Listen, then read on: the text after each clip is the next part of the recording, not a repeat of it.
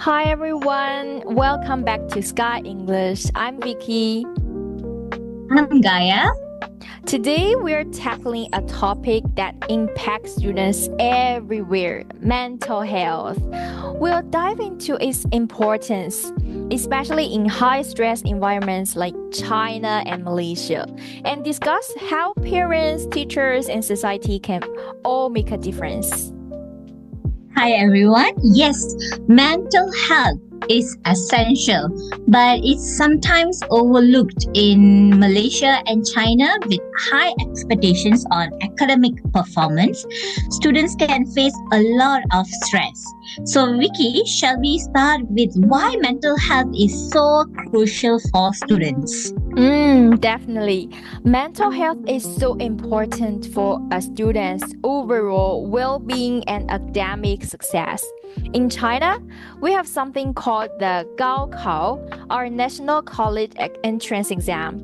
It's an intense period for students because this exam can determine their future to a certain extent, leading to high stress, anxiety, and sometimes even burnout. Besides, with the rise of social media, teenagers are easily influenced by online content, which can lead to comparison based thinking and impact their mental health. Okay, it's quite similar here also. Malaysian students also go through major exams like the SPM, A levels, and IGCSE, and there is a pressure from both national and international standards. When that pressure isn't balanced with mental health awareness, it actually can really take a toll on young people. Yes, right. And I think parents play such an important role. Research in China shows that students whose parents encourage activities beyond academics, like sports, arts, or even a family day out, tend to have less anxiety and do better academically. It's really about finding that balance. So, parents should encourage kids to join more outdoor activities to help reduce screen time. Yes, I agree with you, Vicky. Exactly. In Malaysia, it's similar. Students who are encouraged to join clubs or do community service often feel more balanced and they are less likely to burn out. Parents can help by being supportive. That is very, very important. By encouraging hobbies and understanding that actually academic success isn't the only measure of success. Absolutely. And teachers play a big role here too. In Shenzhen, for example, some schools have quiet time in the classroom where students can meditate or relax before exams, which really helps reduce anxiety. Since teachers spend most of their time at school, teachers are in a good position to observe changes in students' behavior or signs of stress. They can create a supportive environment by encouraging open discussions and offering resources like counseling sessions or mindfulness exercise to help students manage their mental health. Oh, that sounds actually a great idea. Here in Malaysia is a long way to go, but there are some Malaysia schools. They also have like sessions like mindfulness sessions where the students can take a breather. So definitely teachers role in this mental health is important. So teachers also help by avoiding comparisons and fostering a support classroom environment. When students actually when they started to feel safe, they are less likely to feel the pressure to compete. Yes, creating that safe environment really makes a difference. When students feel supported, they're more likely to open up if they're struggling. And there are definitely signs to watch for, like withdrawing from friends, mood swings, or a sudden drop in grades. I've heard about a student in China who started isolating herself in the lead up to the Gaokao. People initially thought that she was just focusing, but it actually turned out to be a sign of depression. Yes, that's so true. So here also recently we had a case saying that a student actually jumped over from the third floor of the school because she was so stressed with exam and she was not satisfied with the exam results. So we do see similar signs, especially around exam periods. So it's important for parents and also the teachers to be observant on the symptoms that the children are showing and be open to discuss these issues. So students feel they have a support system both at home and also in school. Yes, absolutely.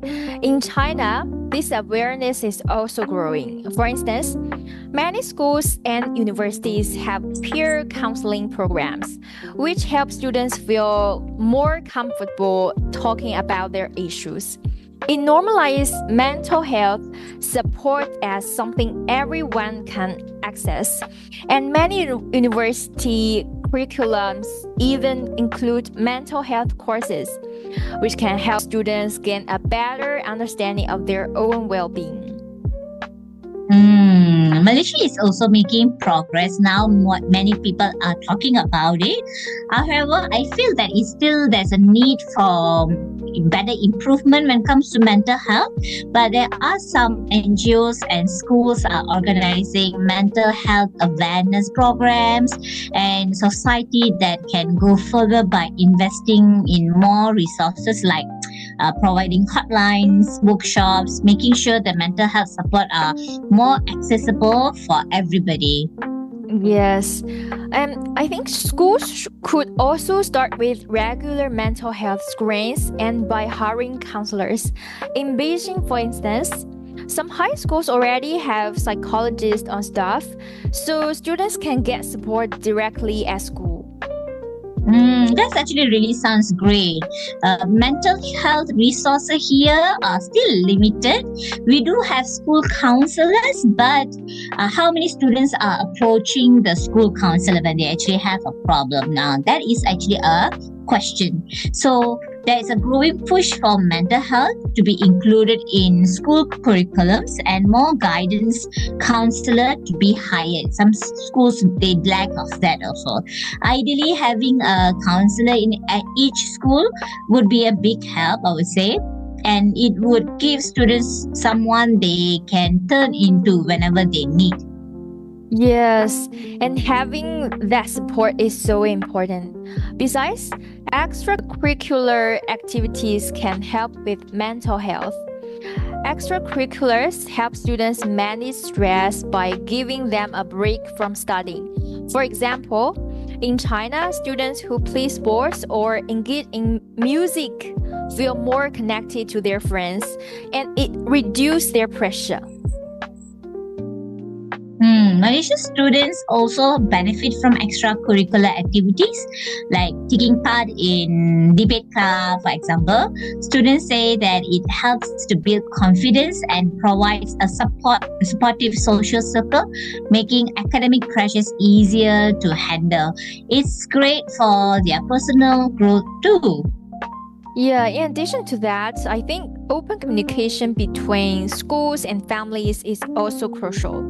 In Shanghai, for instance, some schools have introduced family days where students and parents participate in counseling sessions together.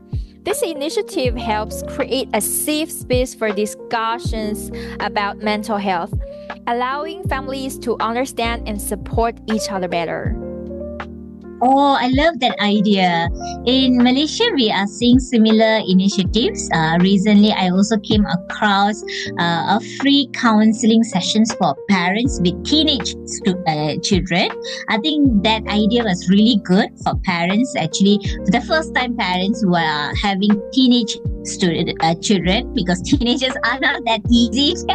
So I think it's a very good idea. So parents, teachers, seminars can focus more on mental health. Parents can also they learn to recognize the stress signs and communicate in a way that shows support. So schools are starting to include mental health topics in parent-teacher meetings too. Yeah. And actually, I think learning to self regulate their mental health is really important for students. So the students can try time management, mindfulness practice, or even regular physical activity. In China, for instance, some high school encourage study breaks every hour to help students refresh their minds. But let's be honest, many teachers tend to run overtime during busy schedules. It, it would be great if they could manage their classes better and give our students a little breather. Yeah, actually, because we have that, so-called study breaks, but are we actually using these study breaks for focusing on mental health? Maybe the answer is no, because Yeah. rushing to finish, and the syllabus to finish their topics. So I think if you actually utilize these study breaks, that will be so useful.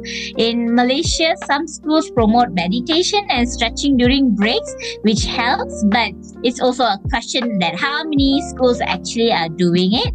But other than that, students can take control of their own mental health by using mindfulness apps or even journaling to track their feelings and reduce anxiety, especially during the big exams. So these small habits can have actually a big impact.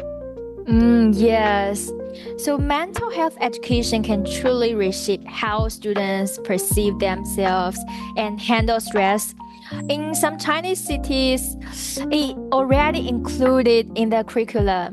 So the teaching students to recognize their emotions and develop resilience, which can make a big difference in their lives. Absolutely. In Malaysia, schools are beginning to weave mental health topics into counseling sessions and life skill classes. When students learn about mental health earlier, it is not only reduce the stigma about mental health, but also it helps to foster a healthier mindset, which actually can positively impact future generations. Yes. And thank you, Gaia, for sharing these insights on mental health in Malaysia and China. And thank you to our listeners to tuning in. Yes, thank you, Vicky, and thanks everyone for listening. Remember, taking care of your mental health is just as important as any academic achievement. Yes. And until next time on Sky English, take care, everyone.